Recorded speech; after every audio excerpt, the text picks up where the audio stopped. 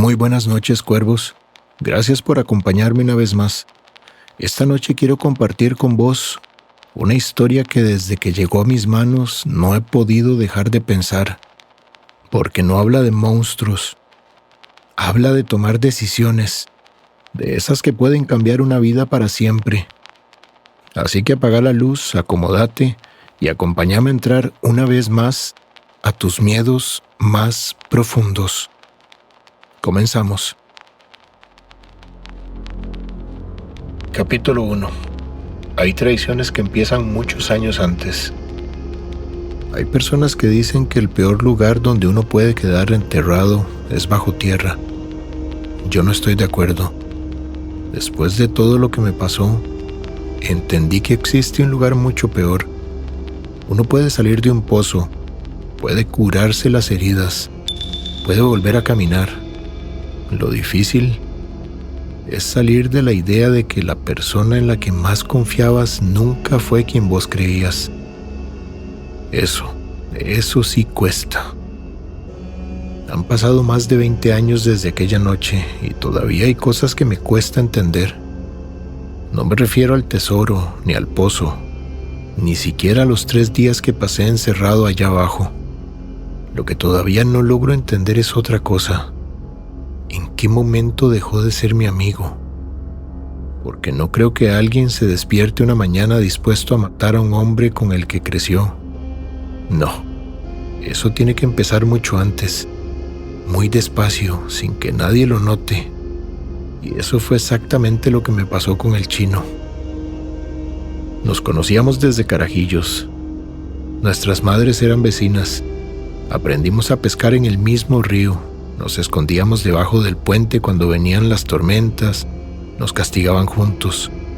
Y cuando uno recibía una paliza del papá, el otro aparecía con un pedazo de pan o un mango robado para hacerlo reír. Así crecimos.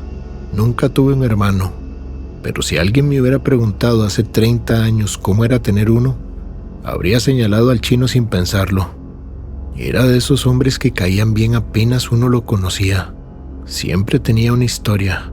Siempre encontraba la forma de hacer reír a cualquiera, hasta en los velorios. Y eso, aunque parezca mentira, la gente se lo agradecía, porque había momentos en que uno necesitaba escuchar una tontería para no ponerse a llorar. El chino tenía ese don. Cuando me casé con Lucía, él fue el primero en llegar a ayudar. Ni siquiera esperó a que se lo pidiera. Construimos juntos el corredor de la casa. Sembró conmigo los primeros árboles de aguacate. Hasta fue él quien insistió en regalarme un perro. Para que no la deje sola cuando usted salga al monte, me dijo. Y así era. Siempre estaba, siempre ayudando, siempre sonriendo. Por eso nunca entendí algunos comentarios que hacía de vez en cuando. No eran cosas graves, simplemente incomodaban. Aunque en ese momento nunca les di importancia. Una tarde mientras pescábamos en el río, tendría yo unos 17 años, me preguntó algo raro, así de la nada. ¿Usted cree que una amistad aguanta cualquier cosa? Me acuerdo porque hasta dejé de arreglar el anzuelo. ¿Cómo? Él se encogió de hombros. No sé, imagínese que un día aparece mucha plata de por medio. ¿Seguiría confiando igual en un amigo? Me dio risa. A esa edad uno cree que esas conversaciones son pura filosofía barata. Le contesté lo primero que se me ocurrió. Mientras haya confianza, claro que sí. Él sonrió. No dijo nada más. Se quedó viendo cómo corría el agua. Hoy, cada vez que recuerdo esa conversación, me pregunto si ese día ya estaba sembrando una idea. O si simplemente fue una pregunta cualquiera que con los años terminó adquiriendo otro significado. No lo sé, y creo que nunca lo voy a saber. La vida siguió, cada uno hizo lo suyo, nos casamos, trabajamos, pasamos años cortando madera en el cerro, sembrando café donde se podía y haciendo cualquier trabajo que apareciera. Nunca nos hicimos ricos, pero tampoco nos moríamos de hambre. Era una vida sencilla y, siendo sincero, yo era feliz. Lucía y yo no teníamos hijos. Eso era una espina que cargábamos los dos, pero aprendimos a vivir con esa tristeza sin hablar demasiado del asunto. Ella tenía un huerto pequeño detrás de la casa. Yo pasaba más tiempo en el monte que en cualquier otro lugar, y el chino seguía entrando y saliendo como si aquella también fuera su casa. A veces pienso que si alguien me hubiera dicho entonces cómo iba a terminar todo, probablemente me le hubiera reído en la cara, porque uno cree conocer a las personas, sobre todo cuando lleva media vida compartiendo con ellas. Pero resulta que siempre hay partes del corazón de un hombre donde ni los amigos más viejos llegan a entrar. Todo esto empezó un jueves de agosto. Lo recuerdo porque había llovido toda la noche anterior y el monte olía a tierra recién abierta. Aquella mañana apareció el chino en mi casa antes de que saliera el sol. Golpeó la puerta con una emoción que nunca le había visto. Cuando abrí, tenía la ropa embarrialada, las botas llenas de arcilla y los ojos, no sé cómo explicarlo, no eran ojos de miedo, tampoco de alegría. Eran los ojos de alguien que llevaba horas pensando exactamente en la misma cosa. Pablo, creo que encontré algo. Le pregunté qué había pasado. Miró hacia donde estaba Lucía preparando el desayuno. Esperó a que ella entrara otra vez a la cocina. Y entonces se acercó casi hasta mi oído, como si alguien pudiera escucharnos. Encontré una excavación vieja, muy vieja, y creo que abajo quedó algo. No me habló de un tesoro, no mencionó oro tampoco, ni plata, ni monedas. Solo dijo algo. Y sin saber por qué sentí un escalofrío que no era de miedo. Era una sensación rara que a uno le da cuando entiende que está a punto de tomar una decisión que le va a cambiar la vida, aunque todavía no tenga idea de cómo. Capítulo 2. El hombre que no podía dejar de mirar el cerro. Durante todo ese día no pude concentrarme en nada. Mientras ayudaba a Lucía con unas tablas que había que cambiar en el corredor, seguía pensando en la cara del chino. No en lo que me dijo, en cómo me lo dijo. Era raro, porque él siempre hablaba fuerte, gesticulaba mucho. Si estaba contento, todo el pueblo se enteraba. Pero aquella mañana parecía tener miedo de que hasta los árboles pudieran escucharlo. Después de almorzar me fui al cafetal. Necesitaba terminar unas matas antes de que volviera a llover. Sin embargo, cada cierto rato levantaba la cabeza hacia el cerro, como si esperara verlo aparecer otra vez. Y apareció, pero no donde yo imaginaba. Lo vi parado mucho más arriba, en un claro, quieto. No estaba trabajando, no llevaba herramientas. Simplemente observaba la montaña. Pensé en llamarlo, pero después me arrepentí.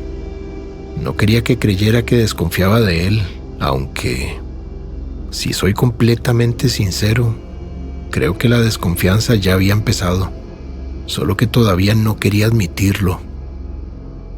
Esa noche casi no hablamos durante la cena. Lucía fue la primera que notó que algo me pasaba. ¿Está preocupado?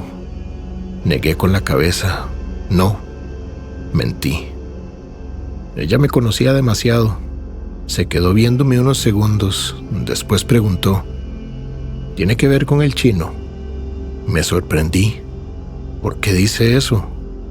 Porque hace días lo noto distinto. Esa frase me quedó sonando. ¿Distinto cómo? Lucía tardó un rato en responder, como si buscara las palabras. No sé. Antes llegaba aquí, lo primero que hacía era preguntar cómo estaba uno. Ahora entra viendo la casa, las herramientas, los animales, hasta el terreno, como si estuviera calculando algo. Me reí, no porque diera gracia, sino porque quería convencerme de que eran imaginaciones. Usted está viendo cosas donde no las hay. Ella sonrió apenas. Puede ser, pero las mujeres pasamos mucho tiempo observando y a veces notamos cosas que ustedes no. Dormí mal aquella noche, no porque sintiera miedo, sino porque tenía curiosidad. Seguía preguntándome qué podía haber encontrado en ese cerro para ponerse así, porque el chino conocía esas montañas mejor que nadie. Habíamos recorrido casi todos los senderos, sabíamos dónde nacían los ríos, dónde había cuevas, dónde crecían los mejores hongos después de la lluvia. Y sin embargo, jamás me había hablado de una excavación. A la mañana siguiente apareció otra vez, pero ya no venía sonriendo.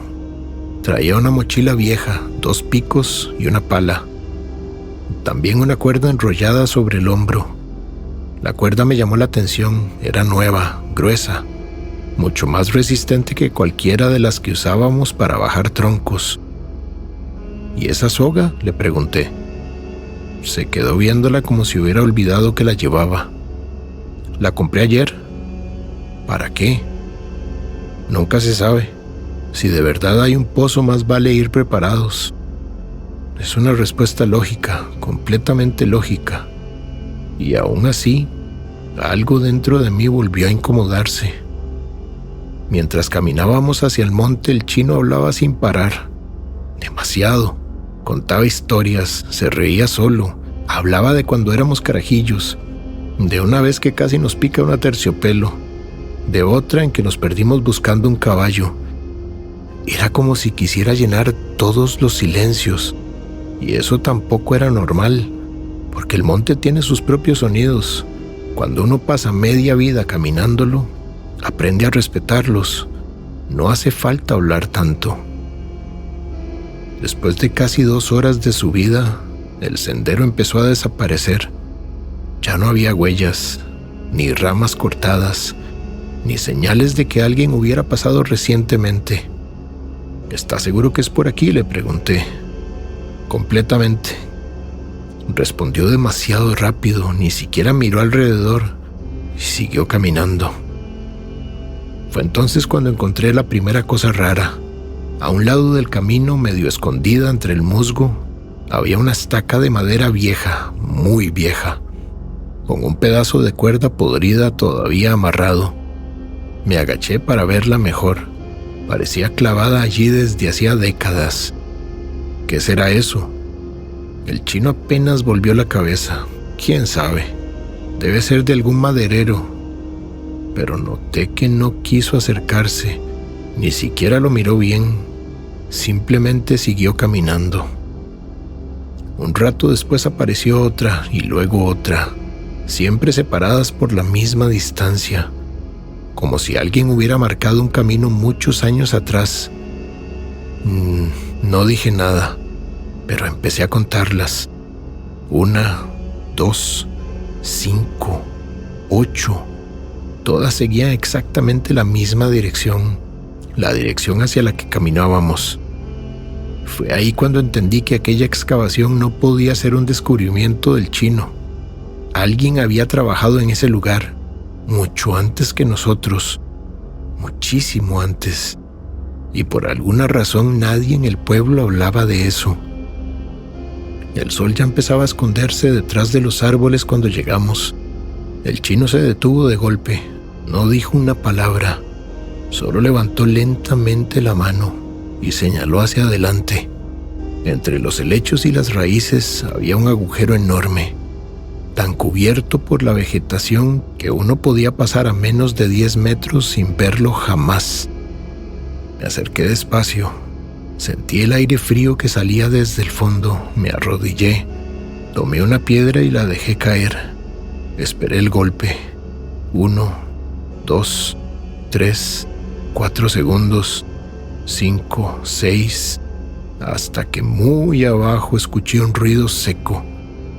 Volví a mirar al chino. Él no estaba mirando el pozo, me estaba mirando a mí. Y por un instante vi en su cara una expresión que nunca le había conocido. Estaba lleno de expectativa, como si hubiera esperado ese momento durante muchísimo tiempo. Capítulo 3. Lo que los otros habían dejado enterrado. Nos quedamos varios minutos sin decir una palabra. El pozo era mucho más grande de lo que yo imaginaba. No parecía una mina. parecía una herida abierta en medio del cerro. Las paredes estaban reforzadas con troncos muy viejos, casi podridos. Algunos ya se habían venido abajo. Otros seguían sosteniendo la tierra de una manera que daba más miedo que tranquilidad. Me acerqué despacio. Había humedad por todas partes, las piedras brillaban. El aire que salía desde abajo era frío, demasiado frío para aquella época del año. No era un viento fuerte, era apenas una corriente, pero bastó para ponerme la piel de gallina. ¿Quién hizo esto?, le pregunté. El chino se agachó junto al borde. No sé. Mentía mal. Siempre lo hizo. Cada vez que mentía, evitaba mirar de frente. En ese momento pensé que tal vez solo estaba inventando que había encontrado aquel lugar. No imaginé que la mentira era otra, mucho más grande. Comenzamos a caminar alrededor del pozo. No tardamos en encontrar cosas. Primero apareció una lata oxidada, después un pedazo de lámpara de carburo, luego una pala rota, todo cubierto por años de tierra y hojas. Aquello llevaba abandonado muchísimo tiempo. No eran semanas ni meses, eran décadas. Pero lo extraño era otra cosa. Si tanta gente había trabajado allí, ¿por qué nadie en el pueblo hablaba de esa excavación? Los pueblos pequeños tienen memoria para todo. Uno sabe quién sembró cada finca, quién construyó cada puente, quién falleció en cada accidente, y sin embargo, de aquel lugar, nadie decía absolutamente nada. El chino sacó un machete y empezó a limpiar unos arbustos que crecían junto a una roca. Yo seguí revisando los alrededores. Fue entonces cuando encontré algo que todavía hoy recuerdo perfectamente. Una cruz, pequeñita, hecha con 2 ramas y amarrada con alambre. No estaba sobre una tumba, estaba clavada contra un árbol. Apenas se mantenía en pie. La madera estaba casi deshecha, pero alguien había vuelto años después, porque entre las ramas todavía colgaba un rosario. Lo levanté con cuidado. Las cuencas estaban ennegrecidas por el tiempo. Chino. Él no respondió. Vea esto. Le mostré el rosario. Por primera vez desde que llegamos pareció ponerse nervioso.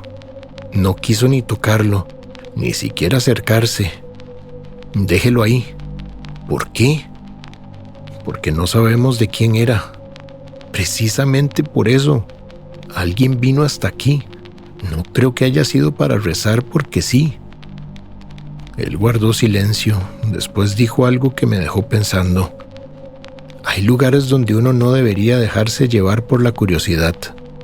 Lo dijo casi en voz baja, como si hablara consigo mismo.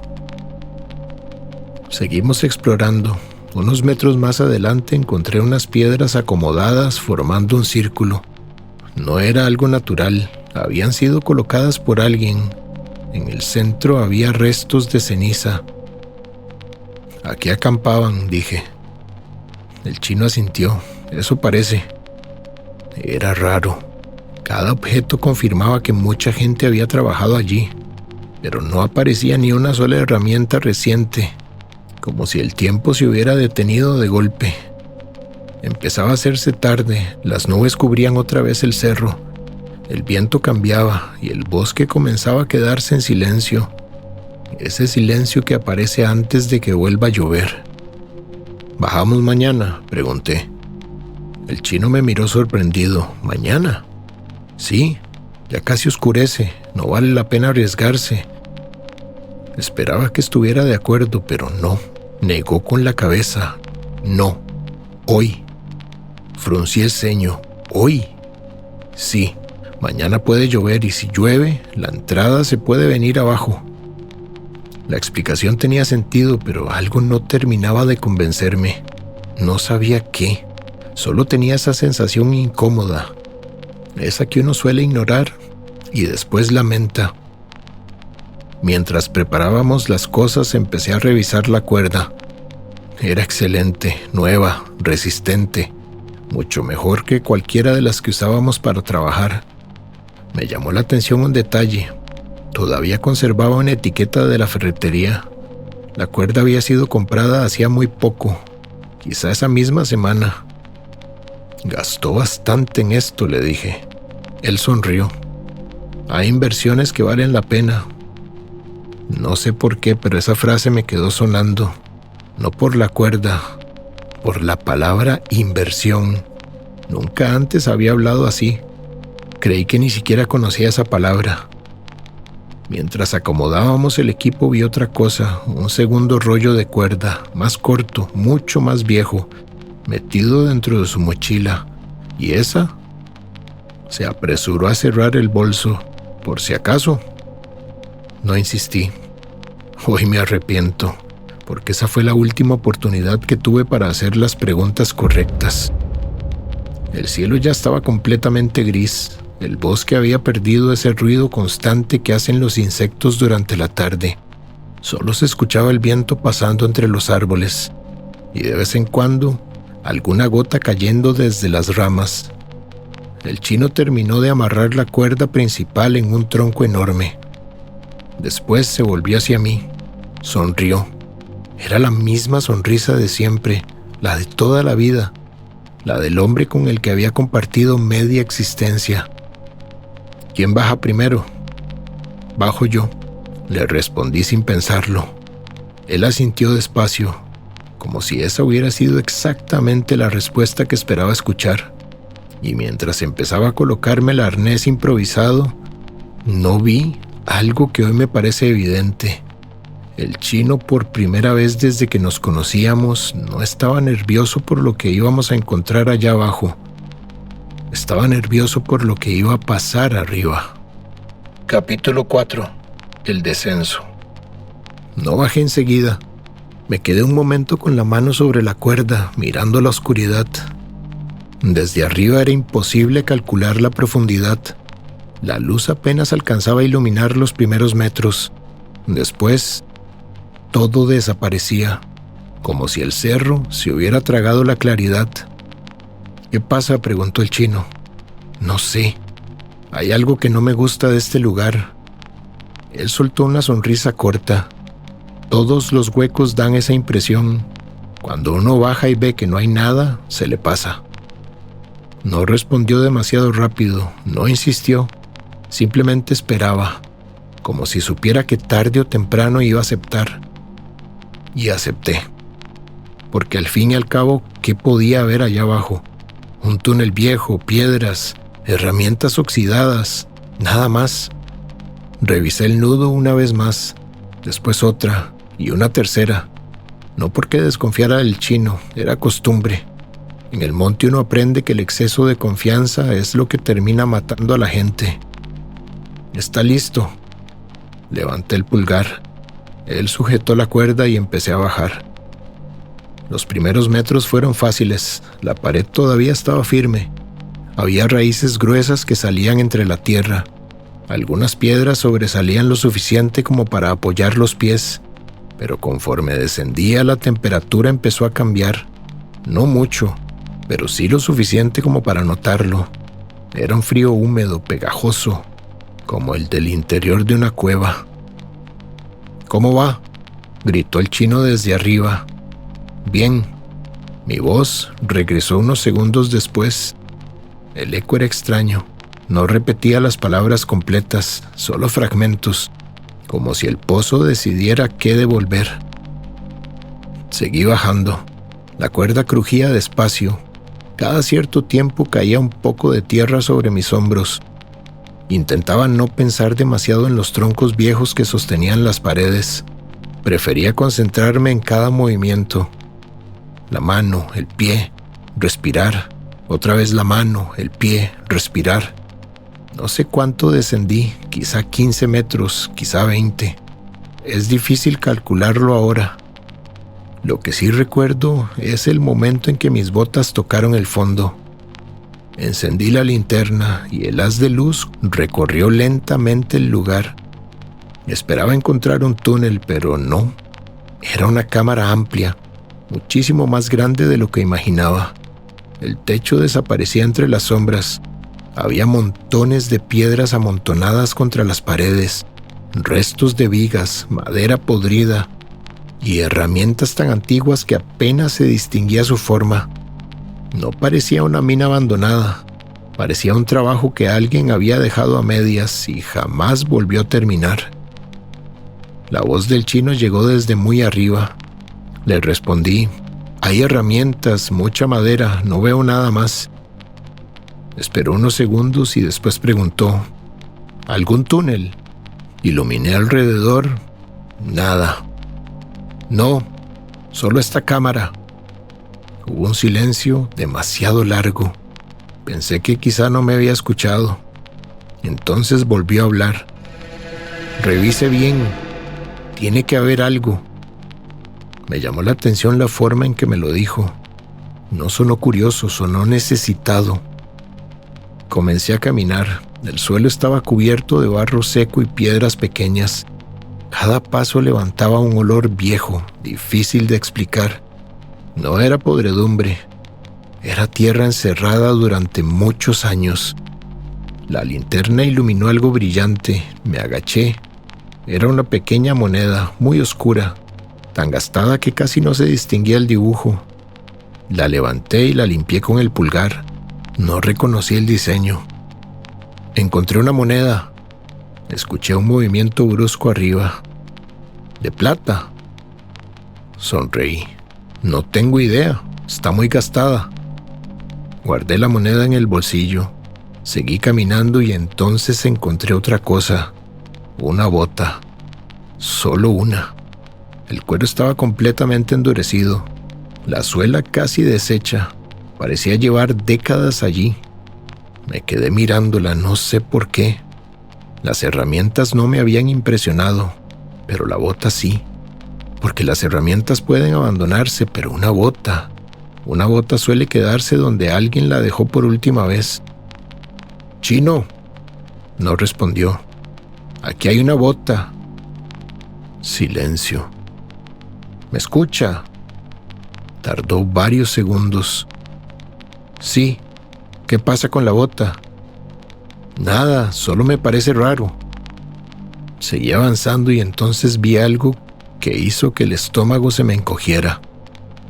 No era un cadáver, ni un esqueleto, era mucho peor. Era una pared de piedra. Alguien había marcado varias líneas verticales, agrupadas de 5 en 5, como las marcas que hace un preso para contar los días. Me acerqué, pasé los dedos por encima. No eran grietas. Las habían hecho con una herramienta. 1, 2, 3. No terminé de contarlas porque entendí lo que estaba viendo. Alguien había permanecido mucho tiempo allí abajo. El tiempo suficiente como para perder la cuenta de los días. Levanté la vista hacia la boca del pozo. Desde abajo apenas se veía un círculo gris, muy pequeño, muy lejano. Y por primera vez desde que había comenzado el descenso, sentí una idea atravesándome la cabeza. Pero todavía no era miedo, era una pregunta. ¿Y si la excavación no había sido abandonada porque se acabó el trabajo? ¿Y si alguien decidió no volver jamás? Respiré hondo intentando apartar esa idea. Seguramente había una explicación, siempre la había. Pero mientras iluminaba otra vez aquellas marcas en la piedra, me di cuenta de algo. No todas tenían el mismo color. Algunas parecían mucho más recientes, como si alguien hubiera bajado allí muchos años después y hubiera seguido contando. Levanté la linterna, miré hacia arriba. Abrí la boca para llamar al chino, pero no dije nada, porque por primera vez desde que habíamos llegado al cerro, tuve la sensación de que el verdadero peligro nunca había estado dentro del pozo. Capítulo 5. El hombre que seguía sosteniendo la cuerda. Me quedé un rato más observando aquellas marcas en la pared. No podía dejar de pensar en ellas. Había demasiadas y estaban hechas con paciencia, como si quien las hubiera grabado hubiera tenido todo el tiempo del mundo. Sentí un escalofrío, sacudí la cabeza. había ido allí a buscar una excavación, no historias, ni fantasmas, ni imaginaciones. Respiré hondo, miré alrededor una vez más, levanté la vista hacia el círculo de luz que se veía muy arriba. «Chino», mi voz subió rebotando entre las paredes. «Encontré unas marcas». Esperé. No respondió enseguida. Después escuché su voz muy lejana. «¿Qué clase de marcas?» Como si alguien hubiera contado los días. Silencio.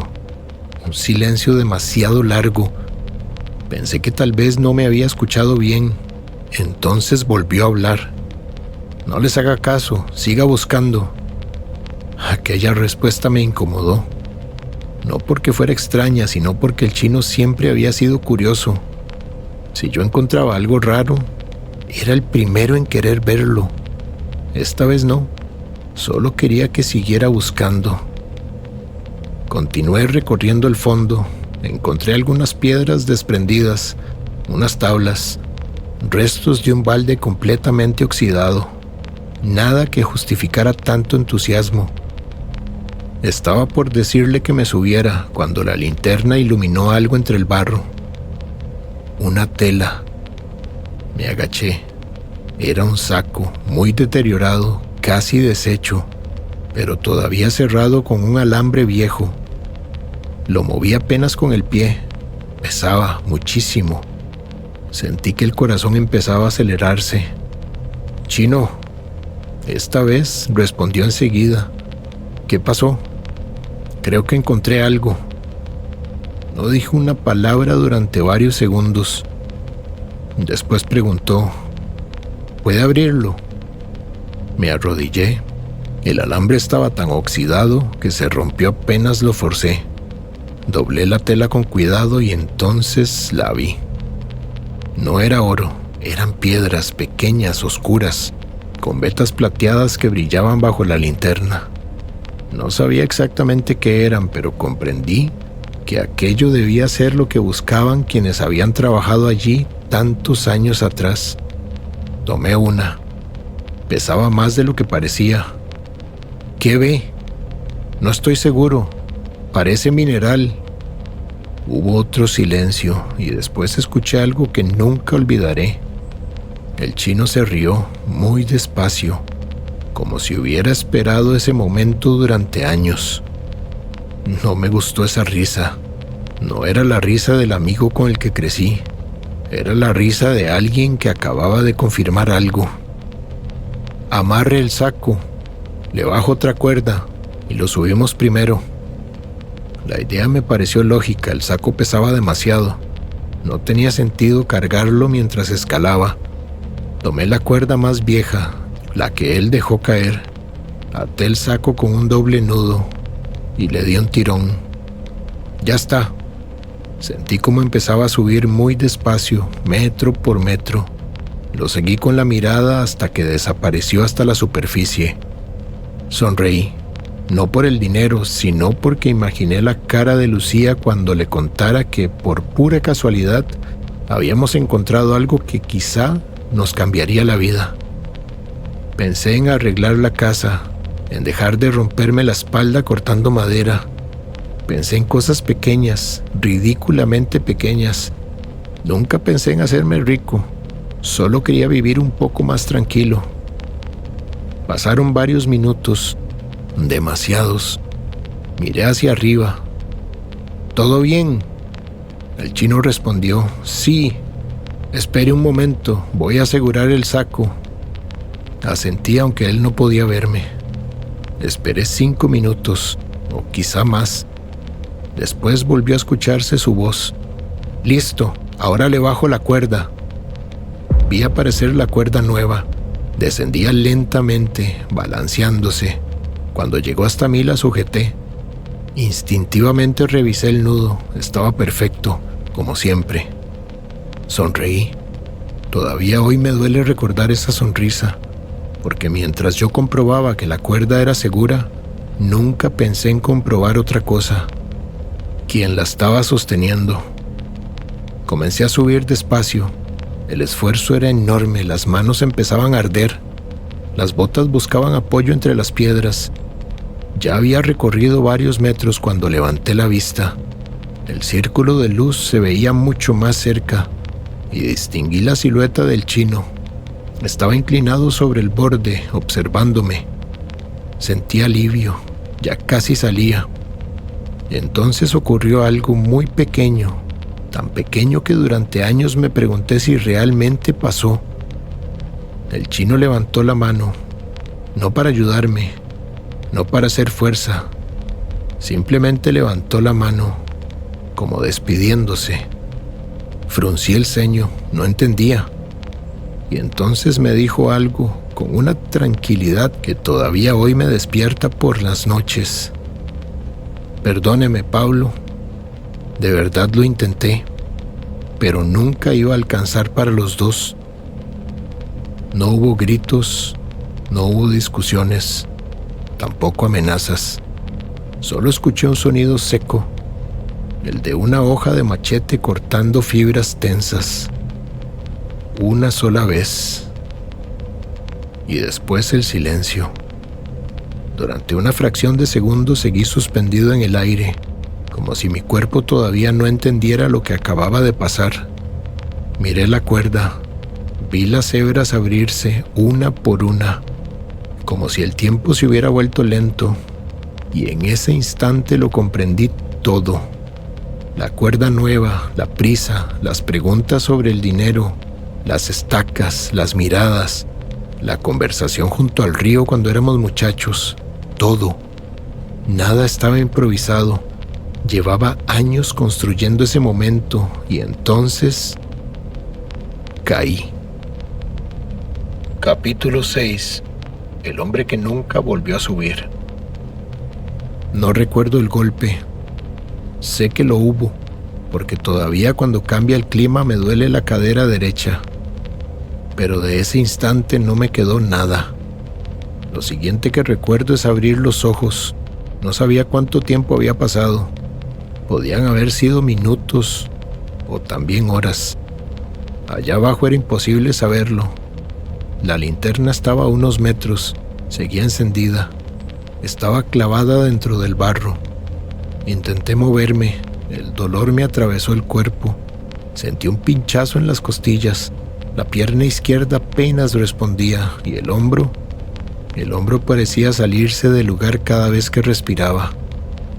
Me quedé quieto, no porque quisiera, sino porque no podía hacer otra cosa.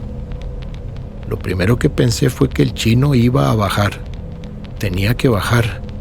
Tal vez la cuerda se había roto, tal vez el machete había resbalado, tal vez yo había entendido mal aquella frase. Uno hace cosas muy extrañas cuando necesita seguir creyendo en alguien. Busqué una explicación para él, antes que para mí. Esperé. 5 minutos, 10, no lo sé. El tiempo empezaba a deshacerse. Después grité: ¡Chino! La voz rebotó contra las paredes. Volvió hecha pedazos. Esperé. Nada. Volví a llamar, más fuerte, hasta quedarme sin aliento. Nadie respondió. Y entonces entendí que él ya no estaba allí. No porque le hubiera pasado algo, sino porque se había ido. No sé cuánto tiempo estuve mirando la boca del pozo, ese pequeño círculo gris cada vez más oscuro, hasta que dejó de verse. La noche había llegado y yo seguía abajo, solo. Encendí otra vez la linterna, la batería ya no tenía la misma fuerza, la luz temblaba. Empecé a revisar el lugar buscando una salida, algún túnel, alguna grieta, algo, lo que fuera. Lo único que encontré fueron paredes, piedras, barro, madera vieja, nada más. Volví al mismo sitio de las marcas, las iluminé otra vez. Esta vez hice algo que antes no había hecho, las conté. No llegué al final, porque mezcladas entre aquellas rayas había palabras muy pequeñas, casi borradas. Me acerqué hasta quedar a pocos centímetros, costaba leerlas. La piedra estaba húmeda. Pasé la mano con cuidado, entonces pude distinguir una frase. No fue un accidente. Sentí un frío recorrerme la espalda. No decía quién lo había escrito ni cuándo, solo eso. No fue un accidente. Retrocedí un paso y por primera vez pensé que tal vez yo no era el primero. La idea me golpeó con una fuerza extraña. ¿Y si aquellas marcas no eran de un minero?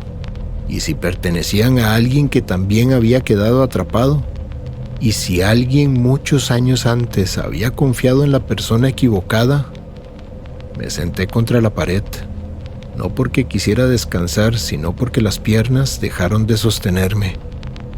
Sentía la garganta seca, la cabeza me daba vueltas y entonces recordé algo, una conversación muchos años atrás. Éramos muchachos en aquel entonces, trabajábamos limpiando un terreno. El chino encontró una billetera con bastante dinero. El dueño apareció una hora después. Yo dije que había que devolvérsela. Él no respondió enseguida, solo me preguntó: ¿usted cree que la gente siempre hace lo correcto cuando nadie la está viendo?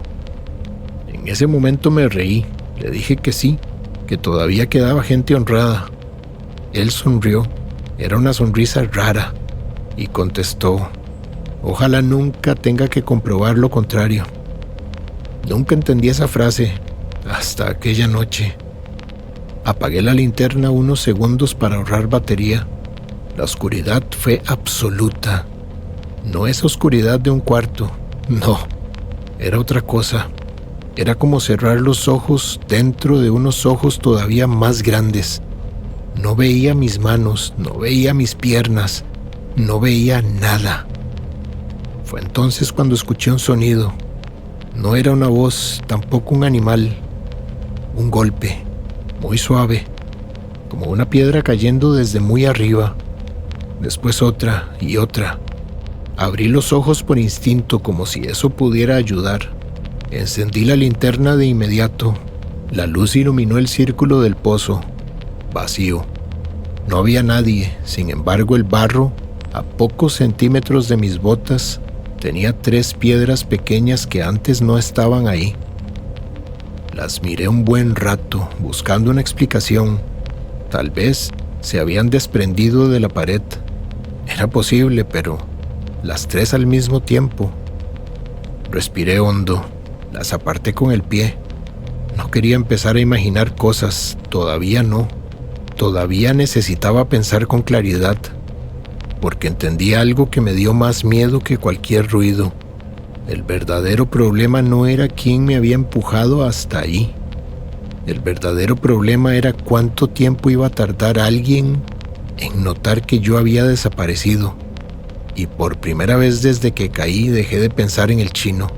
Empecé a pensar en Lucía, porque ella iba a esperar que volviera a casa esa noche. Después me esperaría el día siguiente, y el otro. Y si Chino lograba convencerla de que yo simplemente me había marchado, nadie vendría a buscarme. Me llevé las manos a la cabeza. No lloré, no podía, pero sentí una desesperación silenciosa, de esas que no salen por la garganta, que se quedan adentro y empiezan a ocupar todo el cuerpo. Capítulo 7. Las cosas que uno entiende demasiado tarde. No dormí, aunque creo que en algún momento perdí el conocimiento unos minutos o unos segundos, no lo sé. Allá abajo el tiempo dejaba de existir, solo quedaban el dolor y el silencio. La linterna ya iluminaba mucho menos. La apoyé sobre una piedra para gastar la menor batería posible. La luz apenas alcanzaba a dibujar una parte de la pared. El resto volvía a desaparecer en aquella oscuridad espesa. Era extraño. Después de tantas horas uno termina acostumbrándose. Y eso fue lo que más miedo me dio. No la oscuridad. Acostumbrarme a ella. Empecé a hablar solo. No porque estuviera perdiendo la cabeza. Bueno, tal vez un poco sí. Pero necesitaba escuchar una voz, aunque fuera la mía. Le hablaba a Lucía como si estuviera sentada enfrente. Le decía que iba a salir, que todo iba a estar bien, que seguro alguien encontraría la camioneta, que el chino no iba a poder ocultarlo para siempre. Lo decía en voz baja, y mientras lo decía, yo mismo notaba que cada frase sonaba menos convincente que la anterior. Fue entonces cuando recordé algo, una escena tan pequeña que durante años la había olvidado. Un domingo, muchísimo tiempo atrás, estábamos haciendo un asado en mi casa. Lucía estaba sirviendo la comida. El chino miró el reloj varias veces. Después dijo: ¿alguna vez pensó qué haría si un día apareciera mucho dinero? Yo me reí. Le contesté lo de siempre, que arreglaría el techo, que compraría una camioneta menos vieja, que dejaría algo para los muchachos. Él no respondió, solo siguió mirando el fuego. Entonces Lucía dijo una frase que en ese momento me pareció una broma. Hay gente a la que el dinero le cambia la cara antes de tenerlo. Nos reímos los tres, o eso creí, porque ahora cuando vuelvo a ese recuerdo me doy cuenta de algo. El único que no se rió fue el chino. Hasta ese momento yo siempre había pensado que la codicia había nacido en el cerro, pero no.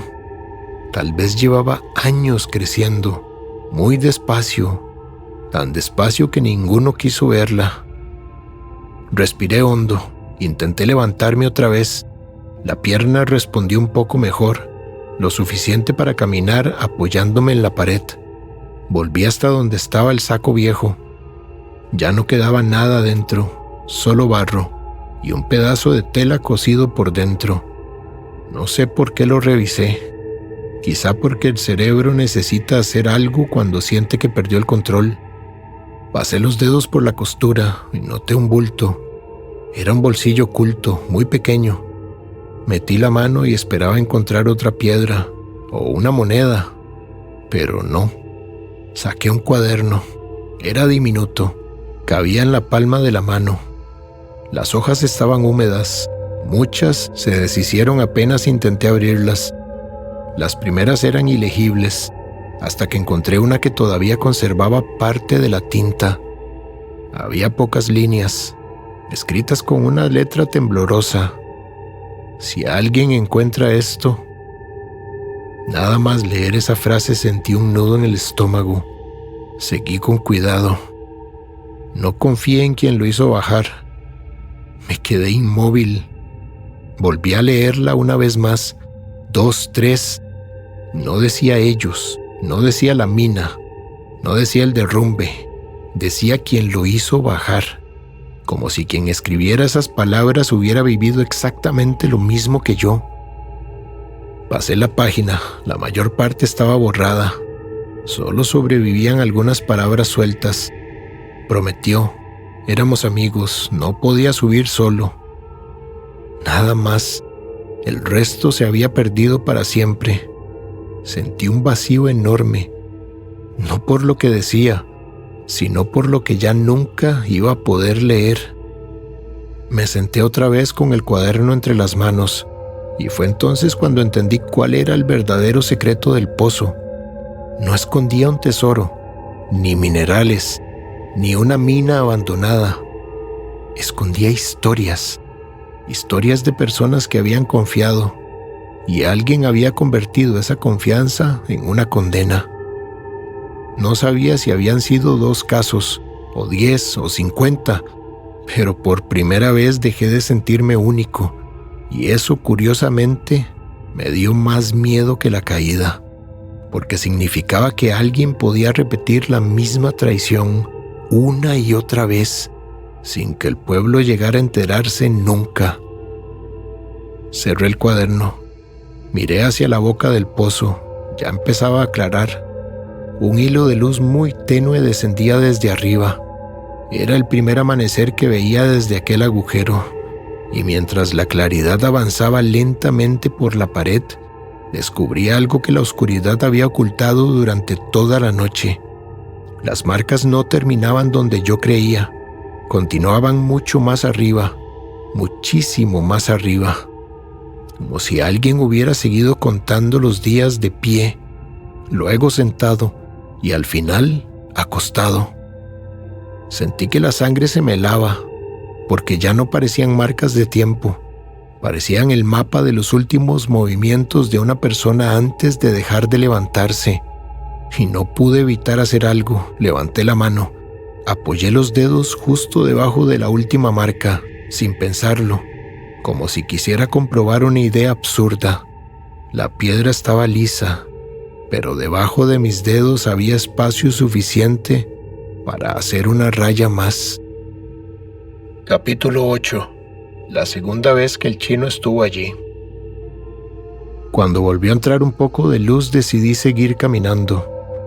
No porque creyera que iba a encontrar una salida, sino porque quedarse quieto era empezar a rendirse.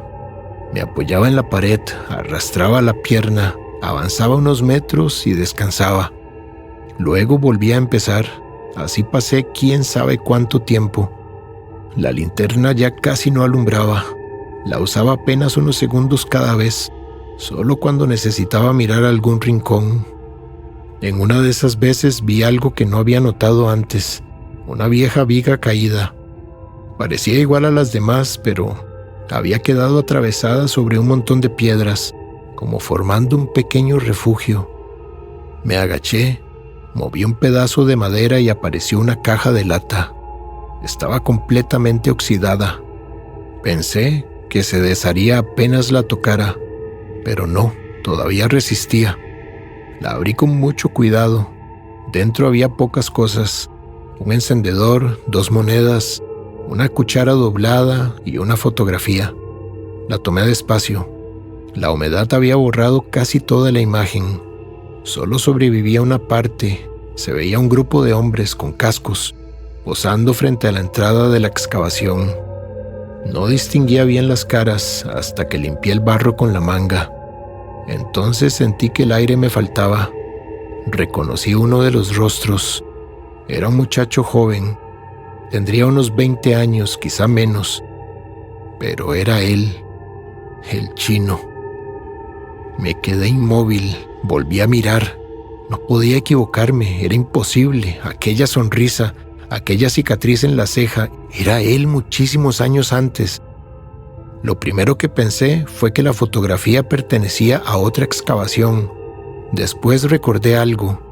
Él siempre decía que nunca había trabajado en minas, que le daban miedo los lugares cerrados. Lo había repetido tantas veces que yo jamás lo puse en duda. Me senté. La fotografía temblaba entre mis manos. No entendía nada. Si había estado ahí, ¿por qué nunca lo contó? Di vuelta a la foto. En la parte de atrás había una fecha muy borrosa, pero todavía podía leerse el año. Era de casi 30 años atrás, mucho antes de que nos conociéramos, y debajo una frase escrita con lápiz. Primer intento. Solo esas 2 palabras. Primer intento, no decía de qué, ni con quién, solo eso. Sentí un escalofrío porque si aquello había sido el primer intento, ¿cuál había sido el segundo? Volví a guardar la fotografía, entonces noté otra cosa. La caja tenía un doble fondo. Costó abrirlo, la chapa estaba deformada. Cuando finalmente se dio, apareció un pequeño cuchillo plegable y una libreta también, muchísimo más pequeña que la anterior. Las primeras hojas estaban destruidas, pero hacia el final todavía podían leerse algunas líneas. No tenían firma, solo frases. Él dijo que nadie sospecharía. El dinero nunca alcanza para 2.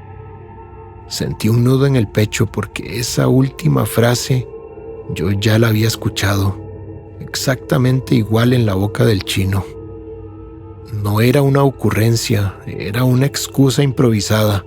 Era una frase vieja, tan vieja que alguien la había escrito décadas atrás. Levanté la vista y una idea empezó a tomar forma, lenta y dolorosamente. Tal vez el chino no había inventado nada. Tal vez él también había estado del otro lado alguna vez. Me quedé inmóvil. Era una idea absurda, pero cuanto más la pensaba, más sentido encontraba. ¿Por qué conocía tan bien el lugar? ¿Por qué sabía exactamente dónde cavar? ¿Por qué insistió tanto en usar una cuerda nueva? ¿Por qué parecía conocer cada piedra del cerro? Entonces apareció un recuerdo pequeño e insignificante. Una noche, muchos años atrás, tomando café frente a mi casa, le pregunté por la cicatriz que tenía cerca de la ceja. Me respondió demasiado rápido. Me caí de un caballo. Nunca pregunté más. Ahora, mirando aquella fotografía, empecé a preguntarme si realmente había sido un caballo o una piedra en el fondo de ese mismo pozo. Guardé todo otra vez, respiré hondo y sentí algo que no esperaba sentir. Lástima.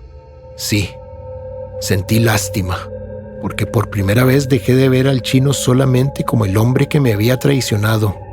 Empecé a verlo como alguien que llevaba 30 años huyendo de un lugar, al que inevitablemente había terminado regresando. No para enfrentarlo, sino para repetirlo. Y fue entonces cuando entendí algo que me heló la sangre. Quizá el verdadero tesoro nunca había sido el mineral. Quizá el verdadero tesoro siempre había sido encontrar a alguien que cargara con la culpa en lugar de uno mismo. Capítulo 9. El hombre que salió pero nunca volvió. No sé cuántos días pasaron. Todavía hoy soy incapaz de decirlo. 3, 4, tal vez 5. El hambre empezó a doler menos. La sed, esa sí nunca dejó de doler. La garganta era una piedra. Los labios estaban partidos. Cada movimiento costaba un esfuerzo enorme. Y sin embargo, seguía despierto, porque todavía había una parte de mí que se negaba a morir. El último día, o al menos creo que fue el último día, escuché un ruido. No abajo, sino arriba, muy lejos. Al principio pensé que estaba imaginándolo. Después escuché otro, y otro más. Voces, muchas voces. No distinguía qué decían, solo sabía que no estaba solo. Me arrastré hasta el centro del pozo e intenté gritar, pero no salió casi ningún sonido.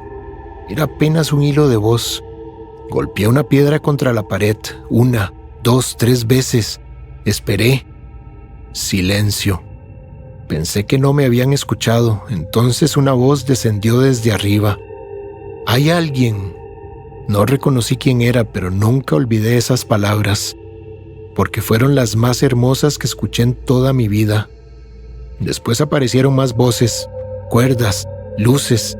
Recuerdo muy poco del rescate, una mano sujetándome, otra empujándome por la espalda, el cielo, el aire frío, el rostro de Lucía llorando. Nunca la había visto llorar así.